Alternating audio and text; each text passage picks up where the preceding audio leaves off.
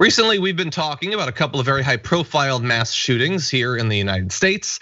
And one of the things that makes them so surprising is because we've had this period where there weren't a lot of mass shootings. For once in America, we went a while without them. For exactly a year, actually, that first year of the pandemic, the US didn't see a single high-profile public mass shooting. There were only 2 public shootings in 2020 that primarily targeted strangers, were not related to other crimes, and killed at least 4 victims. That is one standard definition that researchers use to classify mass shootings. That's the lowest annual count of high-profile mass shootings in America in nearly a quarter century. So, if we're lucky enough to have pandemics for the rest of our life, maybe that'll cut down a bit on the mass shootings. That'll be nice.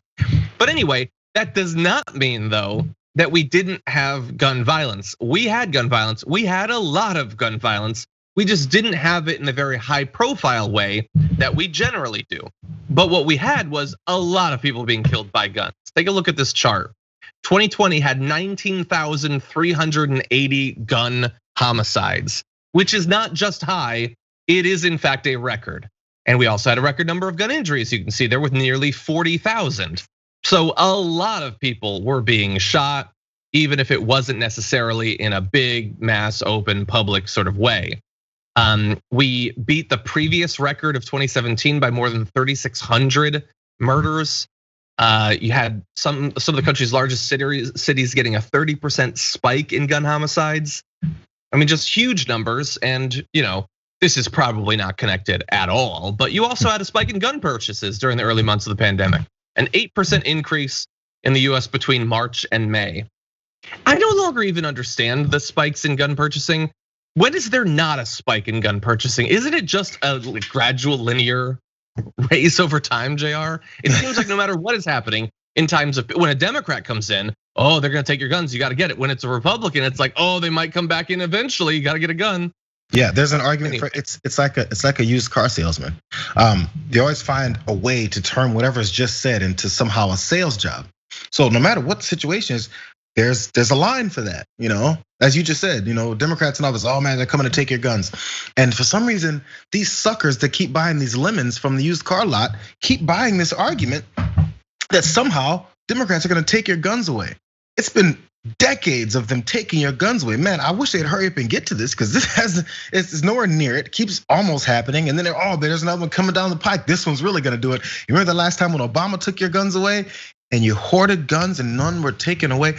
Again, there has to be, let people revisit reality. Because when you get caught up in a spin cycle of BS over and over and over again, people believe it. And you have to wake people up sometimes and go, hey, how many guns do you have, Jed?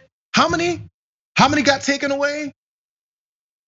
None have been taken away, bro. And the ones that did get taken away or were confiscated, it's because you were stockpiling in your house before you went on Facebook and started threatening to kill elected officials. Then they came in and found your stockpile of guns. Is that the taking away of guns we're talking about? Again, ask people who continue to vote to allow guns to be widespread and to be scattered all across the country to anybody who has a finger to pull the trigger. Challenge them to ask them, do you support this? Look at what's happening. Do you support this? They're never asked to support actually what they're supporting. They're just told, oh, I'm a Second Amendment gun-toting American patriot.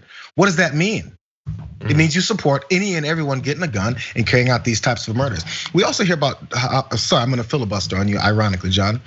We keep hearing about how, sorry. We keep hearing about how Republicans were concerned about people being locked up in their houses and depression and domestic violence, which all upticked during the pandemic. Obviously, because people are in closer quarters around each other. So violent people are gonna do violent things to whoever's near them. There weren't mass congregations of people around, so there was fewer mass shootings.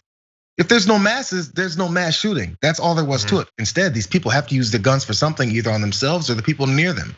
That's what's going on. So if you're concerned about people in the pandemic being holed up and killing each other, maybe we should be concerned about that rather than just using it as a talking point to use these people that have issues to continue and push your sales job for more guns.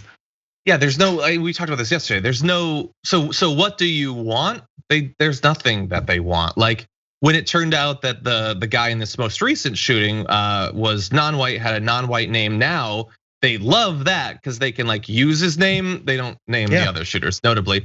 So they use it, but okay, so he's Muslim, so you're really scared of him. And then so what?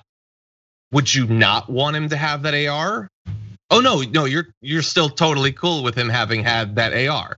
Like you want to like sort of get close. Like in theory, they've probably debated, well, could we like specifically stop Muslims from having guns? No, that still seems like gun control, and that's a bad precedent to set. But no, they don't want any of this. They literally wanted people on the terrorist watch list to still have guns. Like there's nothing. They'll fearmonger a bit about it, but there's no solution. That's why they say the thoughts and prayers. There's nothing else for them to say. Now, I want to give you an update. So we talked about that record last year. Let's take a look at this year.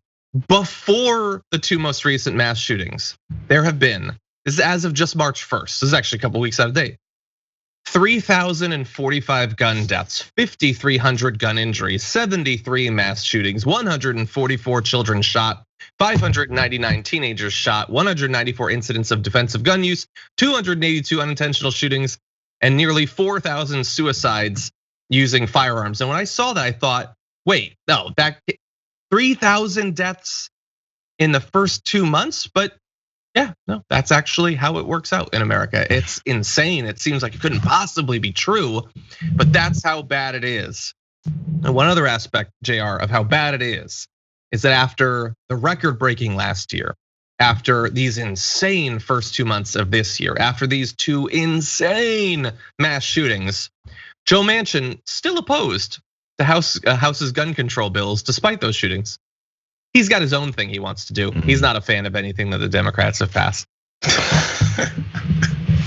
Joe Manchin is continuing his political push to try and be the most important politicians in the country.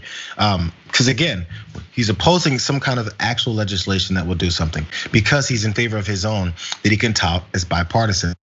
Yeah. That's all he cares about. Anything Joe Manchin ever says, it goes back to him promoting himself as this middle of the ground hero who's working with Republicans, but not working with Democrats. So I'm still trying to find where the bipartisanship part is, because you and a Republican is not a bipartisan bill. It's a Republican bill that you're using to try and look a certain way so you can continue to be elected. That's all this is. The selfishness and self-serving nature that Joe Manchin has been pushing for I don't know how long. I feel like it's pretty obvious.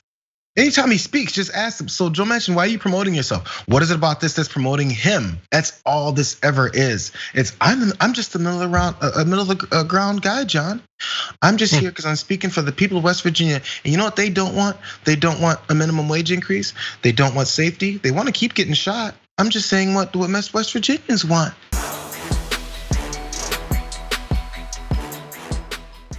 Check out the Damage Report podcast each day, wherever you get your podcasts, whether Pocket Casts or Stitcher or iTunes. You can join me as I give you the news and stories you want, with a range of co-hosts and interview guests jumping in on the fun each day. Again, that's the Damage Report, wherever you get your podcasts. And if you get them at iTunes, don't forget to rate and review. Sometimes I'll read them live on the show.